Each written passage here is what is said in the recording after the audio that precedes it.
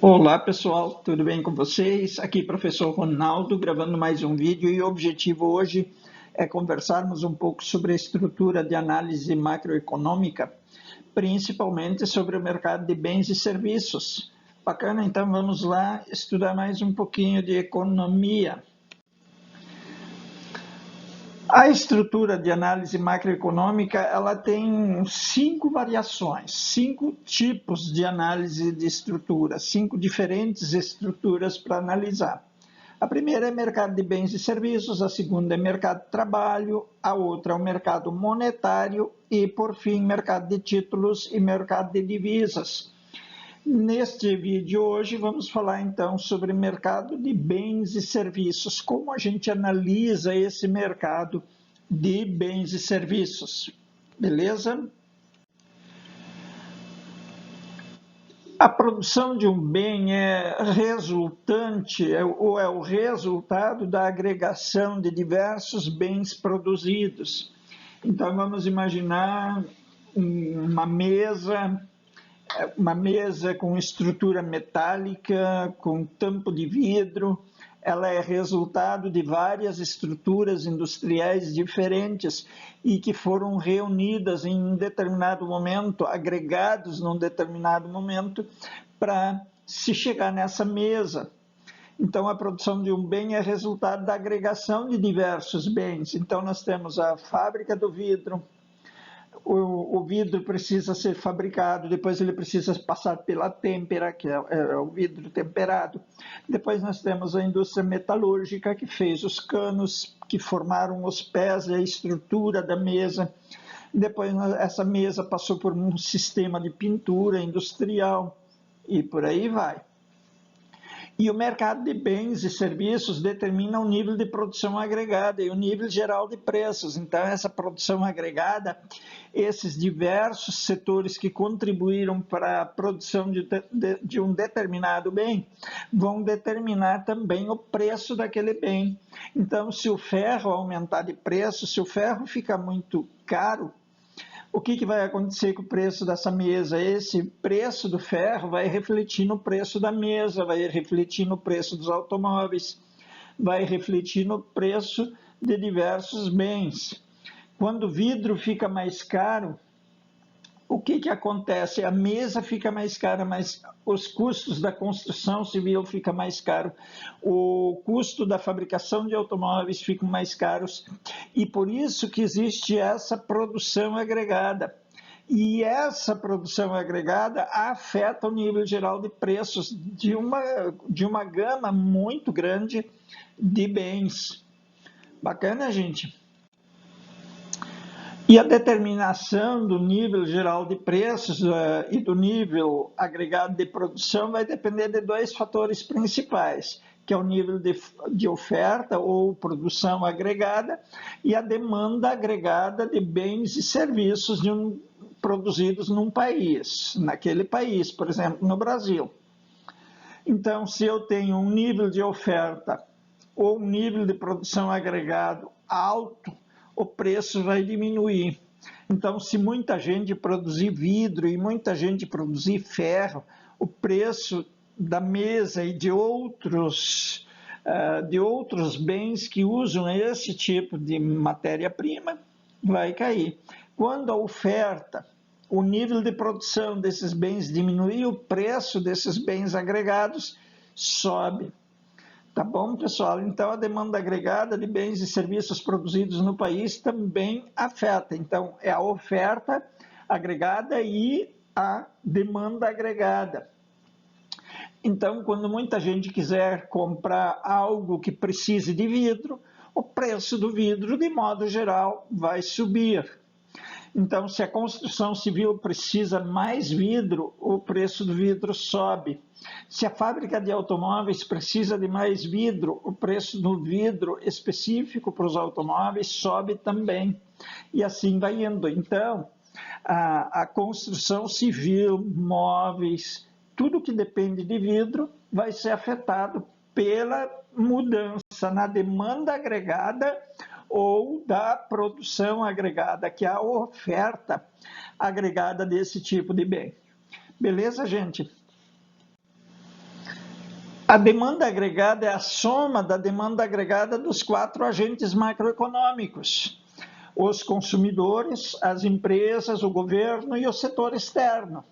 Então, se os consumidores aumentarem sua demanda, as empresas também passarem a demandar mais produtos daquele setor, daquele tipo de produto.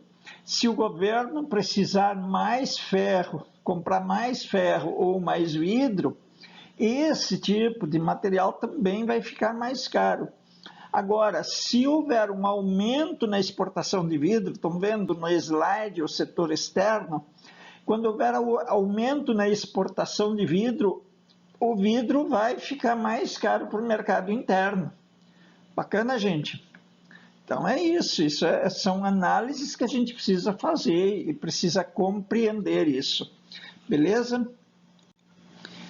A oferta agregada depende da evolução do nível de emprego e da capacidade instalada da economia. Se você tiver uma evolução no nível de emprego e um aumento na capacidade instalada da economia, você vai ter uma oferta maior, você vai ter uma oferta agregada maior. Então, a oferta de todos os tipos de bens vai aumentar rapidamente com a evolução do nível de emprego e a capacidade instalada na economia. E as condições de equilíbrio no mercado de bens e serviços. Então, o mercado de bens e serviços ele precisa caminhar para um estado de equilíbrio. Para isso ser possível, nós temos que ter um nível de renda e produto nacional, um consumo agregado, nós precisamos de investimentos agregados, importações, nível de preços, poupança agregada e exportações. Então, as condições de equilíbrio do mercado dependem das importações e das exportações, dos investimentos, da poupança, do consumo, do nível de preço e do nível de renda e do produto nacional. Então, é um grande conjunto de fatores que afeta o equilíbrio de mercado de bens e serviços. Então, os bens e serviços, para terem um equilíbrio, para não ficar aumentando de valor, de preço, dependem de um equilíbrio, e esse equilíbrio se constrói dessa forma, e o governo pode ajudar nisso, dando melhores condições de importação ou melhores condições de exportação, percebem? Então, o governo tem uma parcela de participação nisso, de algo que ele pode fazer em relação a isso. O que não pode, o governo se envolver nisso, colocar funcionário público, por exemplo, para cuidar de uma mina. Não tem sentido fazer isso. Escavar minas. O governo não tem que fazer isso. A iniciativa privada é que tem que cuidar disso e o governo tem que fiscalizar. Então, não tem muito sentido também o governo se envolver com a produção de petróleo. O governo não tem que produzir petróleo. Quem tem que produzir petróleo é a iniciativa privada. O que o governo tem que fazer é fiscalizar as atividades. Então, o governo tem que se preocupar com a energia solar, a energia eólica, a energia produzida por petróleo e por aí vai. Então, o governo tem que pensar em ampliar as condições para que haja um equilíbrio no mercado, mas não querer ele mesmo fazer as coisas, porque, de modo geral, o governo é muito ineficiente quando vai fazer alguma coisa. Vocês podem ver isso em tudo, né? Se um fazendeiro construir uma ponte lá na fazenda dele, essa ponte vai ter um custo menor do que se for uma prefeitura, por exemplo, que vai fazer a ponte. Por quê? Porque a prefeitura tem outros custos agregados e outros problemas agregados a ela que ela torna essa atividade muito ineficiente. Então, o governo, de modo geral, é muito ineficiente em tudo que vai fazer, independente do governante ser honesto ou não, mas, de modo geral, o governo é muito ineficiente. Então, hoje as pessoas estão falando do lucro da Petrobras, que deu bilhões. obrigatoriamente teria que uma empresa que tem um monopólio teria que dar bilhões de lucros e jamais um prejuízo, como já aconteceu no passado. Perceberam? Mas é a ineficiência estatal. O Estado é ineficiente demais para fazer essas coisas, então ele não deveria fazer isso. Então as pessoas reclamam, a gasolina está cara. Por que está cara? Por causa do monopólio.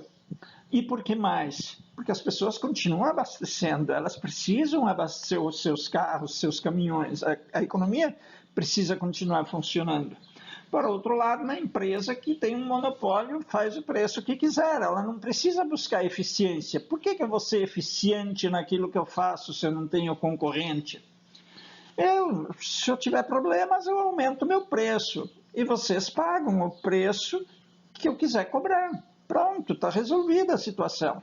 Essa é a ineficiência estatal. Beleza, pessoal? E, por último, nosso último slide, o equilíbrio do mercado de bens e serviços é a igualdade entre a oferta agregada de bens e serviços e a demanda agregada de bens e serviços.